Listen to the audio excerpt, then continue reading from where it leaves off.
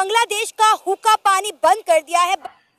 भारत ने एक और स्टेप लिया कि 5,000 करोड़ रुपए के जो रेलवे प्रोजेक्ट्स थे बांग्लादेश और भारत को जोड़ने के लिए, और जो नॉर्थ ईस्ट के अंदर जो कनेक्टिविटी प्रोजेक्ट्स थे, इसके अंदर कुछ काम हो रहे थे, कुछ काम नहीं हो रहे थे। जो टोटल अभी 5,000 करोड़ रुपए डालने थे, वो पूरी तरह से भारत ने बोला thank you so much, there is no more money going across towards. Bangladesh इस वक्त ऐसी सूरत हाल में नहीं है कि वो अपना नुकसान बर्दाश्त कर सके। आप देखें, अभी तक वहाँ पे सियासी इस्तेकाम नहीं आया। उनके मुआशी बहरान जो है वो अपनी तारीख के बदतरीन जो है टेन्योर में पहुंच चुका हुआ है। वहाँ पे आप देखें कि 172 के करीब जो फैक्ट्रियां हैं, कारखाने हैं, वो बंद हो गए हैं। लाखों की तादाद में लोग जो हैं वो बेरोजगार हो चुके हैं। क्योंकि अगर इंडिया के साथ हम ताल्लुकात कायम करेंगे तो हमारी आवाम के लिए, मेरे लिए फ़ायदा है। ठीक है, मैं भी हो सकता है हुक्मरानों के लिए फ़ायदा नहीं हो, क्योंकि वो नेरेटिव बना रहे होते हैं, आवाम को बेवकूफ़ बना रहे होते हैं। भाई तुझे इस बुढ़ापे में यूनुस तू पागल हो गया, तू ऐसा काम कर रहा है। जब भारत ने फिर किया ना तो फुल बांग्लादेश डूब जाएगा, किसी को समझ नहीं लगी इतना। दोस्तों, भारत स्पेशल में आपका स्वागत है। भारत ने बांग्लादेश के प्रधानमंत्री मोहम्मद यूनुस की भारतीय पूर्वोत्तर राज्यों पर टिप्पणी के बाद बांग्लादेश को दंडित करना शुरू कर दिया है। हाल ही में आई खबरों के अनुसार भारत ने बांग्लादेश में बनने वाले रेलवे प्रोजेक्ट में अपने पैसों की कटौती कर दी है। बहुत से अविकसित और गरीब देशों में school, college, railway project, government project, private project को भारत अपने पैसे खर्च करके बनाता है। ऐसा ही कुछ भारत अफगानिस्तान और बांग्लादेश के अलावा कई देशों के साथ करता है।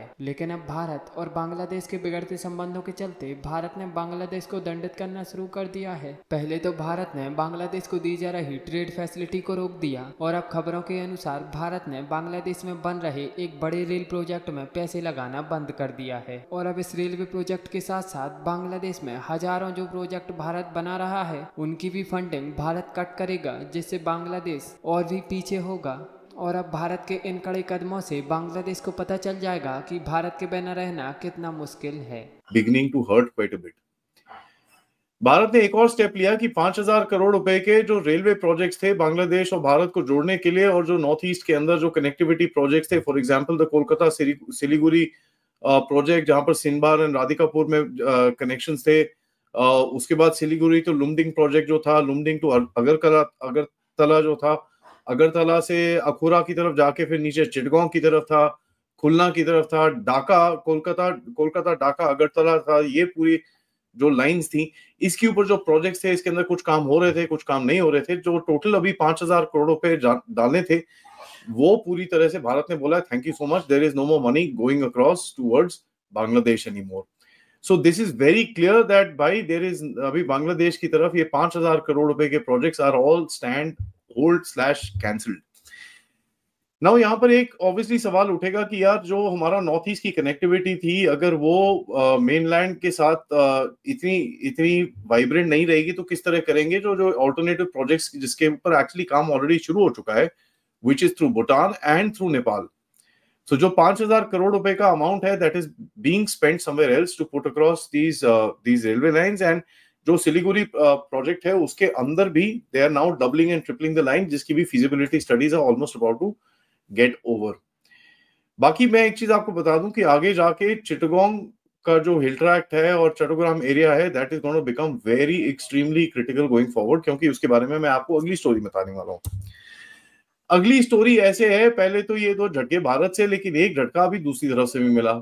नजर भारत की जमीन पे उड़ाने के लिए, लेकिन अपनी जमीन प्रोटेक्ट नहीं कर पा रहे। म्यांमार के अराकान आर्मी ने बांग्लादेश के अंदर 10 किलोमीटर अंदर घुस के एक वाटर फेस्टिवल सेलिब्रेट करा है कल, 10 किलोमीटर इनसाइड।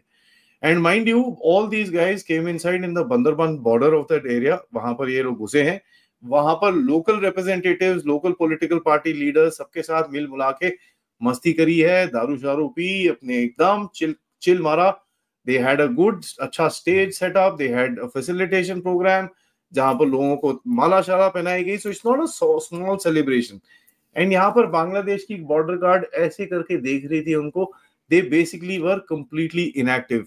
अभी इनएक्टिव इसलिए थे because at the end of it they got overpowered and they did not have any other option but just to stand there like mute spectators and nothing else. Yunus की administration की तरफ से काफी हद तक इसको छुपाने की कोशिश की जा रही है, but let me be very clear that this is not easy to hide. ठीक है, रेमिक्री मुख जो थांची है वहां पर, उसके अंदर ये जो एक वाटरफॉल आता है जिसका नाम है वाटरफॉल, वहां पर इन लोगों ने पूरी पार्टी शार्टी करी 16-17 अप्रैल को, 2 दिन बाय द वे, ठीक है। 2 days Arakan army was inside Bangladesh, 10-12 kilometre, इनको पता ही नहीं चला। दे did not know and they did not say anything. अब आप बोलो यार ये लोकल फेस्टिवल होगा, नहीं बांग्लादेशी मानते हैं, तो अच्छा ऐसी बात है। तो जरा मुझे ये बताइए बांग्लादेश में इस टाइम पे इतना बड़ा मेल्टडाउन क्यों हो रहा है अराकान आर्मी के अगेंस्ट में? यार मुझे ये बताइए कि बांग्लादेश की जमात इस्लामी ने एक जो स्ट्रॉन्ग कंडेमनेशन करा है वो क्यों आया है? And by the way mind you, ये कोई वहां पर ऐसी कच्चे बनियान में टहलने नहीं आए थे, दे केम फुली आर्म्ड, ठीक है। एंड ये जो फोटोग्राफ्स बाहर निकली हैं, they are carrying their side arms and they carrying their main weapons with them.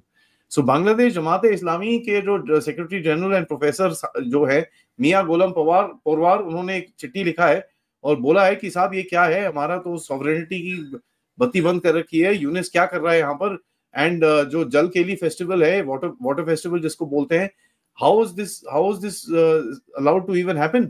And उसके बाद कहता है कि जो पॉलिटिकल विंग है अराकान आर्मी का और जो लोकल लोग वहां पर बैठे हैं, ये लोगों ने साथ में प्लानिंग करी है, सब कुछ करा है, ठीक है। And they did not basically care for any part of Bangladeshi sovereignty और इंडिपेंडेंस।